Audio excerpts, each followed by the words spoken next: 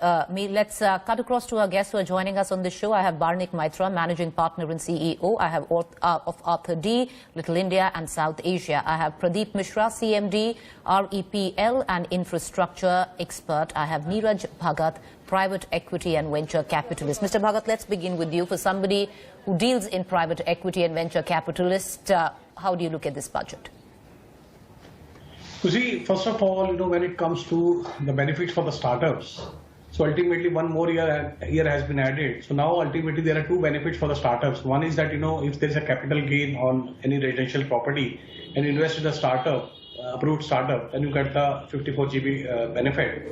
Similarly, the startups, there's a tax incentive for 3 consecutive years out of 10 years. So if you incorporate it for another 1 year, like before 1st April 2022, then also you get a 3 years consecutive holiday. So I think that's a good sign, and an ecosystem is developing in India whereby more and more startups will come. And I think it's a good for venture capitalists also. They can invest into startups, and they can reap the startups can reap the benefits of the taxation, and that more 1 year has been added. So I think the budget has been most on that infrastructure spend, which is going to increase the economy of the country. That's a good sign and a welcome step for the country. Mr. Mishra, on the outset, it does seem, at least where housing is concerned, and many people are bothered where affordable housing is concerned, it seems that might get cheaper. Yeah, for the housing, for the affordable housing, it's good, and it helps the people who are interested in buying the low-cost housing, as well as the infrastructure. Also, a lot of money is pumped in the infrastructure, and which will ultimately help in creating new jobs and flow of money in the market. Stay with me. I want to cut back to Chaiti. Chaiti, break it down, because even though where the middle class is concerned, we've got this, really nothing quite has changed. The tax slabs remain the same. But where affordable housing is concerned, that is something that many have touched upon. That could in fact get cheaper. How? Well, we have to read the fine print for that, Preeti, on the affordable housing, because it's a niche area in the budget. But yes, there is a fillip given in as far as the affordable housing component is concerned in this particular budget. I will be honest with you, I haven't seen a fine print as far as the affordable housing part is concerned. All right, Chaiti, stay on with me. Let's cut across back to Mr. Maitra. Mr. Maitra, what do you see in this budget that could work? And what is that you see in this budget that could have been worked on? Cool. So I think one of the most important things to note is the backdrop fiscal deficit figure, which was 9.5%. I think the finance minister has been pragmatic, not trying to cut the fiscal deficit. 4% in 1%. We seem to be having a problem with your audio connect, Mr. Maitra. We're going to try and come back right to you. But let's quickly move on, and we'll come back to our guest. We're going to keep coming back to our guest there. And let's just get you the highlights where the budget is concerned. Now, the major allocations, where have they gone to? Let's take you through that. 54,581 crore, housing and urban affairs. 73,932 crores to health and family welfare. 93,224 crores to education. 1,10,055 crores to railways. 1,18,101 to roads, transport and highways. 1,31,531 crores to agriculture. It's interesting because, if you look at the fine print where the agriculture allocation is concerned, MSP is a big part of it, something which has been a bone of contention with farmers of North India are concerned. Meanwhile, 1,33,690 has gone into rural development, 16,654 crores, home affairs, 2,56,948 crores, consumer affairs, and 4,78,196 crores to defense. I want to go back to Chaiti, my colleague who's still with us. All right, we're going to try and get back to Chaiti. Let's cut across to our other guests who are with us. Mr. Neeraj Bhagat is with us. Mr. Bhagat, what to you is the biggest highlight where this budget is concerned? We did talk about affordable housing. We did talk about infrastructure. You see, besides that, there is an ease of doing business. A lot of proposals have been made for an ease of doing business. Now you see the tax audit, which was earlier 5 crores, it has been expanded to 10 crores. Similarly, it's for the tax disputes, now that there will be faceless ITATs. Again, that will help in, helping the tax disputes to be solved easier.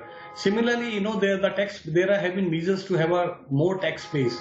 There were, there was report of a media circles that there would be a COVID cess that would be levied, which has not been levied, and that's a welcome step. And the government has measured whereby there could be an increase in the tax base. So there are a lot of measures in the tax slabs, and there are a lot of measures in the proposals whereby the tax base would increase. I think that is a welcome step, and that will also help in increasing the tax base and the tax revenue of the country. Right. Okay, Mr. Maitra, the question when it comes, do you reckon, because it's, one of the main issues is how it's been a bit of a disappointment where taxation is concerned. Would you agree? No, I don't think there's a big disappointment. I think the biggest surprise is that there is no increase in taxation. I think given the fiscal deficit, a lot of pundits were expecting an increase in the taxation. I think the government has tweaked around on the margins to increase a few cesses on petrol and diesel, but in general, I think the government's played a pragmatic role in only not touching the direct taxes and tweaking around with the indirect taxes. But Mr. Maitra, now, that whole deal, are we going to look at in terms of, taxation and the ultimate result of that? Petrol, is fuel going to get more expensive? I think fuel will get more expensive, so I think it will get expensive by around 4 to 5 rupees, and that will have an impact on consumption and may hit the middle class wallets a bit. But it's not a big change. I think given the expansionary effect of the budgets and the spending on infrastructure, I think there'll be enough velocity in the economy to make up for this slight increase in spending for the middle class. Well, one would hope so. Stay on with us. Meanwhile, the budget was special in many ways as it presented amidst the pandemic. So what does the Union Budget 2021 have for the common man? Let's begin with what gets cheaper. We told you what's getting more expensive, fuel for one. Now, the government has cut down custom duty on gold and silver, making precious metals cheaper. Goods made of steel, iron and bronze have also become cheaper. Solar lanterns and solar scrap have also got cheaper due to reduction of custom duty. But what will pinch more in common man's pocket is imported mobile phones and chargers. Materials made of imported cotton and silk all have become costlier. Edible oil, imported stones to get costlier. Auto parts, solar equipment also will get costlier as custom duty has been raised on them.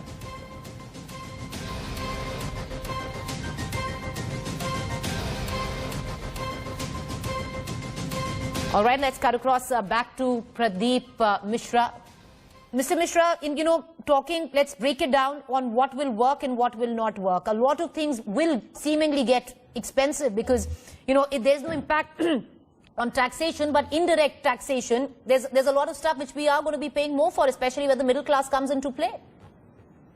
Yeah, especially the housing sector, they are expecting that input credit or GST will be allowed in this budget, and which is not allowed.